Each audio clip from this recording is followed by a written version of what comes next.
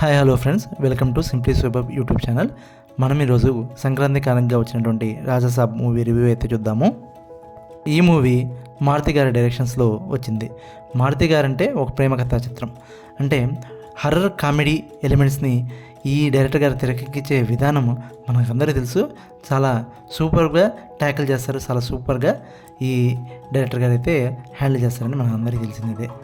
ఈ movie music విషయానికి వస్తే ఎస్ఎస్ తమన్ గారు దాదాపు నందమూరి తమన్గా ఫేమస్ అవుతున్నారు. అఖండ 2లో ఈయన కొట్టినటువంటి మ్యూజిక్కి స్క్రీన్లు సైతం బ్లాస్ట్ అయిపోయినాయి. అలాంటి బీజిఎంని అందించే ఒక పవర్ఫుల్ మ్యూజిక్ డైరెక్టర్గా మనం ఎస్ఎస్ తమన్ గారిని చెప్పుకోవచ్చు. ఈ మూవీ క్యాస్ట్ విషయానికి వస్తే ప్రభాస్ గారు అంటే దాదాపు 500 to 1000 crores మార్కెట్ వాల్యూ ఉన్నటువంటి పాన్ ఇండియా సూపర్ స్టార్ గారు ఈ మూవీలో ఉన్నారు. ఈ మూవీలో యాంటీ రోల్ అంతే క్యాపబుల్ ఉన్నటువంటి సంజయ్ దత్ గారు అయితే ఈ మూవీలో యాంటీ రోల్ అయితే చేస్తున్నారు. ఇంకా ఈ మూవీ హీరోయిన్స్ విషయానికి వస్తే నిధి అగర్వాల్, మాళవిక మోహన్ ఉన్నారు, రిద్ధి కుమార్ ఉన్నారు. అండ్ ఈ మూవీలో మంచి కామెడియన్స్ కూడా ఈ మూవీలో మంచి క్యాస్ట్ అయితే ఈ మూవీలో ఉంది. ఇక ఓవరాల్ ప్లాట్ విషయానికి వస్తే మన రాజాసాబ్ తన అవ్వ గంగాదేవితో కలిసి ఒక ఊర్లో ఉంటుంటారు. వాళ్ళ తాత చిన్నప్పుడే వాళ్ళ అమ్మని విడిచేసి వెళ్ళిపోయి ఉంటారు.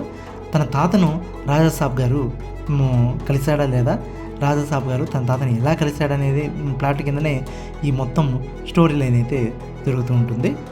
ఇక ఈ మూవీ మీద ఎక్స్పెక్టేషన్స్ చెప్పనవసరమే లేదు. అందులో ప్రభాస్ గారి మూవీ, అందులో దాదాపు 3 years తీసుకున్నారు.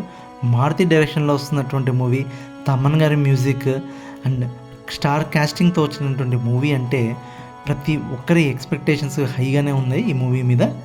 అలాంటి ఎక్స్పెక్టేషన్స్ని ఈ మూవీ చేరుకుందా అంటే చేరుకోలేదని చెప్పాలి. ఈ మూవీ పాజిటివ్స్ అయితే చూస్తున్నాము. సూపర్ స్టార్ కాస్ట్ ఉన్నారు, సూపర్ క్రివ్ అయితే ఈ మూవీకి పనిచేసింది. అయితే నెగిటివ్స్ అయితే చూద్దాము. ఈ మూవీలో ఫస్ట్ నెగిటివ్ వచ్చేసరికి మెయిన్ స్టోరీ లైన్. మారుతి గారు అనుకున్నటువంటి స్టోరీ లైన్, ఆ మారుతి గారు అనుకున్నటువంటి కాన్సెప్ట్ అనేది ఒక లేమ్యాన్కి, ఒక మామూలు సాధారణమైనటువంటి మనిషికి అయితే కనెక్ట్ కాలేదనే చెప్పుకోవచ్చు. మెయిన్గా ఈ మూవీలో ఫస్ట్ హాఫ్లో మనం వింటేజ్ సూపర్ స్టార్ మన ప్రభాస్ గారిని అయితే చూస్తాము. చాలా బబ్లీగా హీరోయిన్స్ అయితే ఉంటారు, బాగా పోతూనే ఉంటుంది. కానీ అన్నీ కూడా వచ్చేసరికి ఏదో ముక్కలుగా ఉంటుంది అనమాట. అంటే లాగ్ ఎక్కువ ఉంటుంది, పెద్ద స్టోరీ ఎంగేజింగ్గా అనిపించదు. సెకండ్ హాఫ్ విషయానికి వస్తే లాస్ట్ 30 minutes తమన్ గారు బీజిఎంని అయితే అదరగొట్టేసారని చెప్పొచ్చు. కానీ కాన్సెప్ట్స్ అనేది అంతగా ప్రేక్షకుడికి టచ్ కాదు.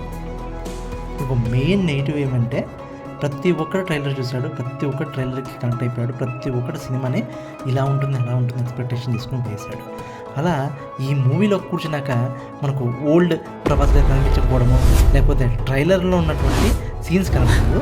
ఇంకా మెయిన్గా హర్రర్ మూవీ అనేది మనం వస్తే ఇక్కడ పెద్ద హర్రర్ అనేది కూడా ఈ మూవీలో మనకు అంతగా రీచ్ అయితే రాదని చెప్పుకోవచ్చు.